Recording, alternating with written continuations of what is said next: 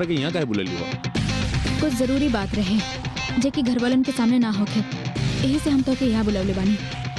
ऐसा कौन बात बा यार, अब बता भी दा। हम तो के अपन सारा प्रॉपर्टी से बेदखल कर देले बानी। अब तोहारी घर पे, हमार पैसा पे, हमार बिजनेस पे और हमरा पे कोनो हक नहीं है। अपन बीवी और अपन साली के लेके हमार घर से निकल जा। ये तू का कहता रू यार?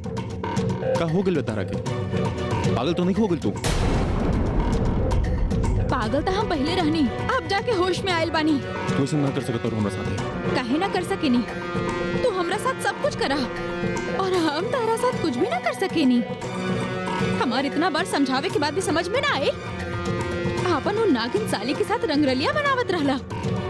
तोहरा खातिर हम का ना कहनी, आपन पति के खून कहनी और तू का देला हमरा के? सिर्फ धोखा। का बार बार देवे के बात करता तू? ई घर, ई बिजनेस, ई पैसा हमरा भैया के भी रहे। सिर्फ तारा काला पे हम अपना बड़ा भैया के मारनी और तू हमरा के प्रॉपर्टी से बेदखल करता रू। तारा का लागता कि तू हमरा के प्रॉपर्टी से बेदखल कर दू और हम चुपचाप यहीं से चल जाए? ऐसा ना हो, हम कहीं नहीं जाए वाला। त का कर लेबा?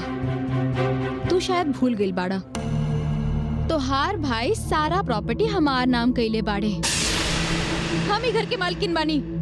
लेकिन तू जिंदा ना रहबू तब तो प्रॉपर्टी हमार हो जाई ना।